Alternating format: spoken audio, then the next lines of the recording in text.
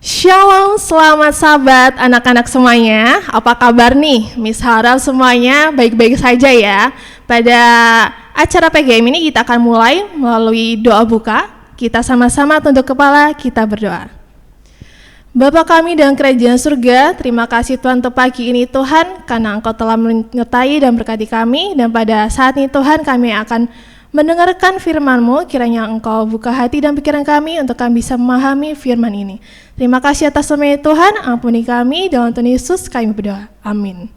Baiklah, pada saat yang berbahagia ini kita akan sama-sama mendengarkan firman Tuhan yang akan dibawakan oleh Pendeta Eko Darmanto. Selamat sahabat, selamat pagi anak-anak semuanya. Sehat semuanya? Terima kasih. Baik, kita bersyukur bisa bertemu walaupun melalui jarak jauh ya, jarak jauh enggak apa-apa. Bisa lihat muka masing-masing? Ya, terima kasih. Nah, anak-anak, pada pagi hari ini kita akan belajar tentang firman Tuhan yang berkaitan dengan kesehatan, ya, kesehatan tubuh. Kenapa? Karena di dalam pendidikan Advent ini logonya kamu lihat ada segitiga, ya. Yaitu apa? Rohani, pikirani, dan jasmani. Nah, ini harus imbang, sehat semuanya. Kita sudah banyak belajar tentang firman Tuhan, tentang hal yang menyangkut rohani.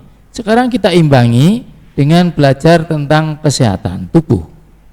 Karena firman Tuhan juga mengatakan, muliakanlah Allah dengan tubuhmu. Nanti kita pelajari ayatnya. Nah, anak-anak, kenapa ini penting? Karena tubuh dan pikiran dan kerohanian itu erat hubungannya.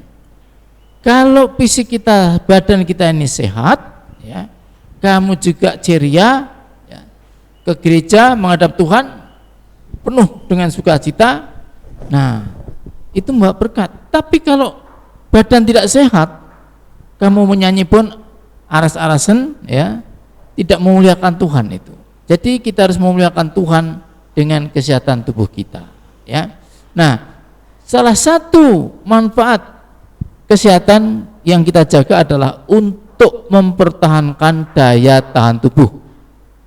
Kalau daya tahan tubuh kita itu kuat karena kita sehat tadi, maka penyakit, virus-virus yang datang yang menyerang kita tidak akan mempan karena kita sehat. Jadi itulah perisai supaya kita mempunyai daya tahan yang kuat. Nah, saya tanya, siapa di antara kalian, anak-anakku semuanya, yang kepingin hidup sehat? Ayo, angkat tangan. Siapa yang mau hidup sehat? Iya, semuanya kepingin hidup sehat. Memuliakan Tuhan, itulah hidup sehat, ya. Jadi kesehatan itu ditentukan oleh apa yang kita makan. Karena makanan itu akan membentuk darah. Dan darah yang sehat itu dari makanan yang sehat, kemudian menghasilkan darah yang sehat. Dari yang sehat akan menghasilkan tubuh yang sehat, ya, masuk ke dalam sel-sel tubuh kita ini. Itulah kuncinya hidup sehat itu. Salah satunya dari unsur makanan, ya. Baik, makanya kita harus memilih makanan yang sehat. Bagaimana firman Tuhan tentang makanan? Ayo kita buka Alkitab kita. Buka Alkitab kita. 1 Korintus pasal 10 ayat 31. Sudah dapat semuanya? Ya. Sudah? Perjanjian baru, ya. 1 Korintus 10 ayat 31. Mari kita baca. Aku menjawab, jika engkau makan, atau jika engkau minum, atau jika engkau melakukan sesuatu yang lain, lakukanlah semuanya itu untuk kemuliaan Allah, ya.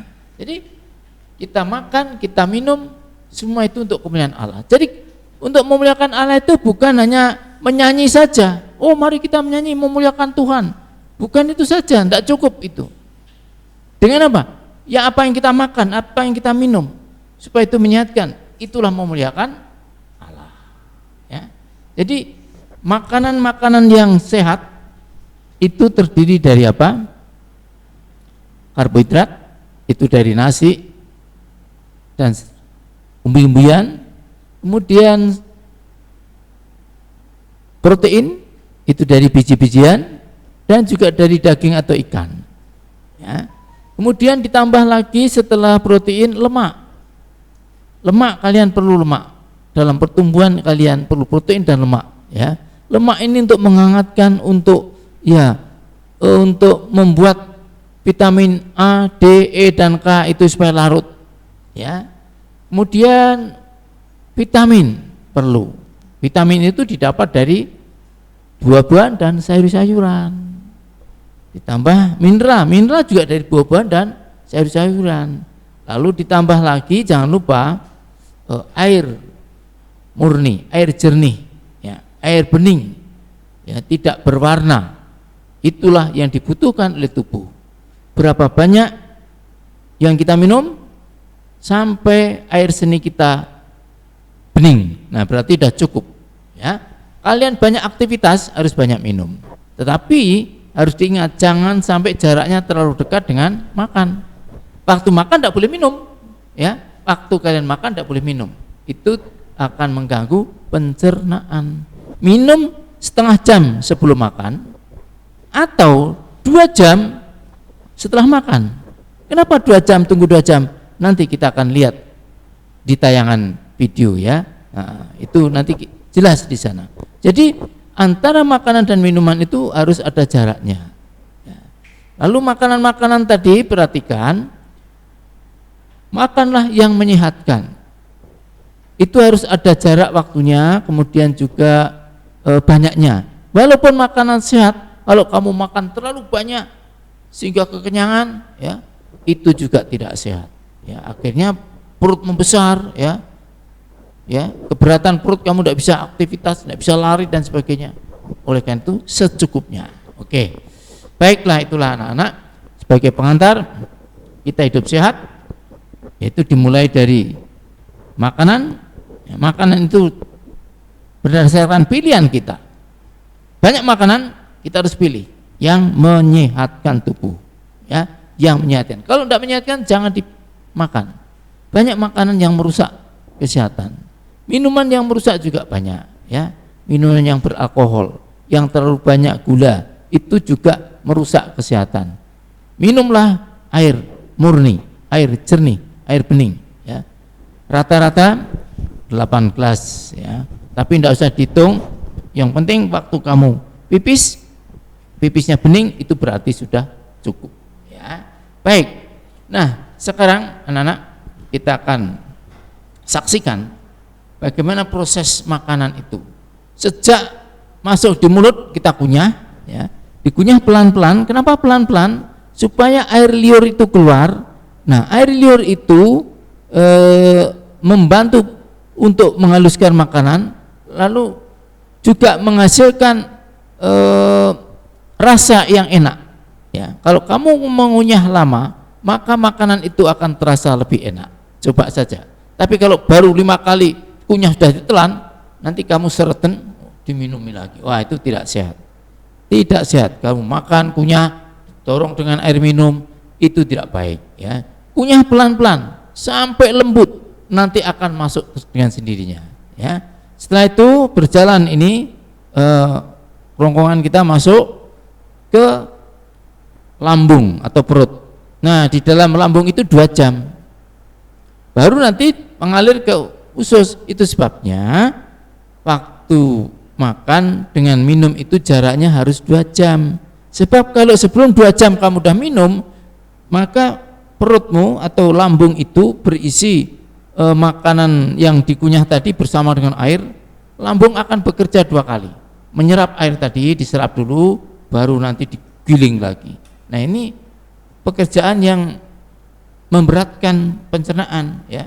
Itu sebabnya kalau kamu makannya tidak teratur, jaraknya tidak teratur, sering sakit perut, bahkan sering diare dan sebagainya. Itu karena tidak teraturnya di dalam kamu makan. Jadi makanan ini perlu diatur banyaknya dan waktunya supaya kita bisa memuliakan Tuhan. Tuhan menciptakan kita ini luar biasa. Tuhan menciptakan gigi kita untuk mengunyah, lidah ini untuk mengaduk supaya makanan tidak kemana-mana, dikumpulkan ke gigi, dikunyah. Setelah itu air liur keluar untuk mempercepat penghancuran makanan, lalu didorong masuk ke dalam lambung. Di dalam lambung diublek itu ya, seperti bubur ya. Setelah 2 jam diublek, namanya bolus ya. Lalu dialirkan ke usus halus. Nah, usus halus itu panjangnya sekitar 5 sampai 6 meter. Jadi berkeliling-keliling di sana. Nah, itulah diserap sari-sarinya di usus halus itu. Lalu dikirim ke usus besar. Nah, ini ampas, ini sudah berupa ampas, lalu akhirnya ke rektum. Rektum itu dekat dubur, setelah itu dibuang ya. Ini semua prosesnya sudah diatur oleh Tuhan, jamnya, jaraknya itu ada.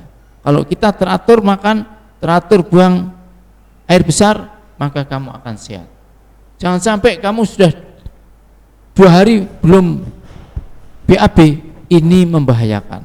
Harus banyak minum dan makan sayur yang mengandung serat ya, supaya itu lancar. Baik anak-anak, kita lihat sekarang bagaimana tayangan melalui video ini. Coba perhatikan, kita saksikan. Proses pencernaan makanan dimulai sejak makanan masuk ke dalam mulut. Di dalam mulut terdapat alat-alat bantu pencernaan, yaitu gigi, lidah, dan kelenjar ludah. Di dalam mulut terjadi proses pencernaan secara mekanik dan kimiawi. Selanjutnya, makanan akan didorong ke dalam kerongkongan pada saat proses penelanan. Kerongkongan merupakan saluran penghubung antara rongga mulut dengan lambung. Kerongkongan berfungsi sebagai jalan makanan yang telah dikunyah dari mulut menuju lambung. Lambung ataupun ventriculus merupakan kantung besar yang terletak di sebelah kiri rongga perut sebagai tempat terjadinya sejumlah proses pencernaan. Dinding lambung mengandung sel-sel kelenjar yang berfungsi sebagai kelenjar pencernaan yang menghasilkan getah lambung. Getah lambung mengandung air lendir ataupun musin, asam lambung, enzim renin, dan enzim pepsinogen. Getah lambung bersifat asam karena banyak mengandung asam lambung. Asam lambung berfungsi membunuh kuman penyakit atau bakteri yang masuk bersama makanan dan juga berfungsi untuk mengaktifkan pepsinogen menjadi pepsin. Selanjutnya, makanan sedikit demi sedikit keluar menuju usus 12 jari yang merupakan bagian dari usus halus. Pada usus 12 jari bermuara saluran getah pankreas dan saluran empedu. Selanjutnya, empedu dialirkan menuju saluran empedu ke usus 12 jari. Getah pankreas mengandung enzim-enzim sebagai berikut, yaitu protease yang mengubah protein menjadi asam amino, amilase yang mengubah zat tepung atau amilum, dan lipase yang mengubah lemak menjadi asam lemak. Jadi pada usus halus, seluruh proses pencernaan karbohidrat, lemak, dan protein diselesaikan. Selanjutnya, proses penyerapan akan berlangsung di usus kosong dan sebagian besar di usus penyerap. Karbohidrat diserap dalam bentuk glukosa, lemak diserap dalam bentuk asam lemak dan gliserol, dan protein diserap dalam bentuk asam amino. Selanjutnya, makanan akan bergerak menuju usus penyerapan yang juga merupakan bagian dari usus halus. Pada dinding usus penyerap, terdapat jonjot-jonjot usus yang disebut pili. Pili berfungsi memperluas daerah penyerapan usus halus, sehingga sari-sari makanan dapat terserap lebih banyak dan cepat. Dinding pili banyak mengandung kapiler darah dan kapiler limfe, ataupun pembuluh getah bening usus. Agar dapat mencapai darah, sari-sari makanan harus menembus sel dinding usus halus yang selanjutnya masuk ke pembuluh darah atau pembuluh limfe. Asam lemak dan gliserol bersama empedu membentuk suatu larutan yang disebut misel. Pada saat bersentuhan dengan sel pili usus halus, gliserol dan asam lemak akan terserap. Umumnya sari makanan diserap saat mencapai akhir usus halus. Sisa makanan yang tidak diserap secara perlahan-lahan bergerak menuju usus besar. Pada usus besar yang disebut juga dengan kolon, akan terjadi proses pembusukan makanan. Usus besar terdiri dari bagian yang naik, yaitu dimulai dari usus buntu, bagian mendatar, bagian yang menurun, dan berakhir pada anus. Di dalam usus besar, terdapat bakteri Escherichia coli. Bakteri ini membantu dalam proses pembusukan sisa makanan menjadi feses. Selain membusukkan sisa makanan, bakteri Escherichia coli juga membantu untuk menghasilkan vitamin K. Vitamin K berperan penting dalam proses pembentukan darah. Perjalanan makanan sampai di usus besar dapat mencapai 4-5 jam. Namun, di usus besar, makanan dapat disimpan sampai 24 jam.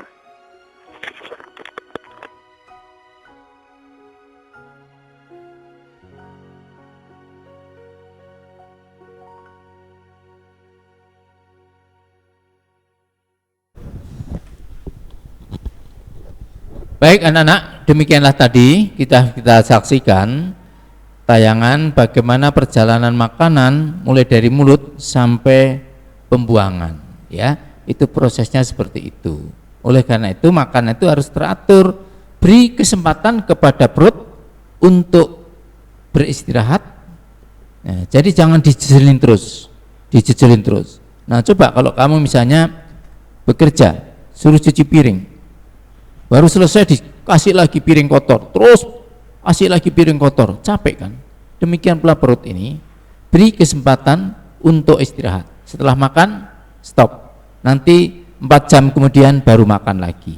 Begitu caranya ya. Paling sedikit 4 jam baru makan lagi. Kiranya Tuhan memberkati anak-anak, sehat jasmani, rohani, pikirani. Tuhan memberkati. Terima kasih untuk firman Tuhan yang telah dibawakan oleh Pendeta Eko untuk kita bisa tetap sehat melalui pola makan kita.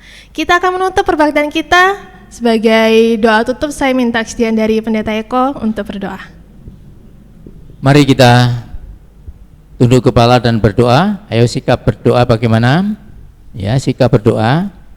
Oke, kita berdoa. Bapa kami di surga, terima kasih kesempatan yang baik Kau berikan kepada kami. Pada acara PGM hari ini Tuhan, Engkau telah berkenan melalui firman-Mu, Engkau telah berkenan memberikan kepada anak-anak kami pelajaran tentang makanan yang memuliakan Tuhan dan cara makan yang baik. Tuhan tolong berkati supaya anak-anak kami sehat semuanya. Berikan akal budi kepada anak-anak kami supaya memilih makanan yang sehat saja yang masuk ke dalam perutnya, supaya badannya sehat dan pikirannya sehat sehingga bisa memuliakan Tuhan dan menjadi anak yang pintar, bijaksana, penurut seperti Tuhan Yesus. Tuhan, inilah doa dan harapan kami.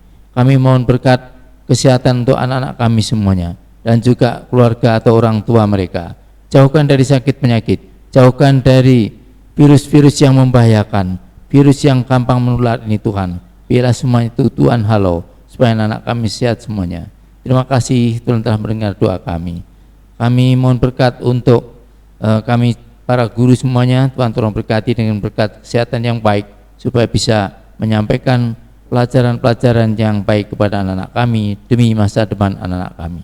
Tuhan, kami berdoa bagi mereka yang sakit, yang terganggu kesehatannya. Tuhan tolong berikan mujizat kesembuhan supaya dengan kesembuhan ini nama Tuhan yang dimuliakan. Kami mohon berkat untuk sekolah Tuhan, Yayasan Pendidikan Advent ini supaya tetap eksis dan maju untuk pelayanan pendidikan bagi anak-anak di Surakarta dan sekitarnya. Kami juga berdoa untuk negara dan pemerintah kami, baik pemerintah pusat maupun daerah, mulai dari presiden, menteri, para gubernur, wali kota, bupati, semuanya Tuhan berkati, sampai ke camat dan lurah, supaya semuanya boleh memimpin bangsa kami ini hidup sehat, damai sejahtera, rukun, dan dengan demikian penginjilan bisa lancar, banyak jiwa-jiwa yang dimenangkan kepada Tuhan. Terima kasih Tuhan, Engkau telah mendengar doa kami. Kiranya damai sejahtera dari Allah Bapa serta kasih Yesus Kristus dan persekutuan Roh Kudus menyertai kamu sekalian dari sekarang sampai selama-lamanya. Amin. Tuhan berkati. Baiklah, perbaktian kita telah selesai. Tetap sehat, tetap semangat. Sampai jumpa. Tuhan memberkati.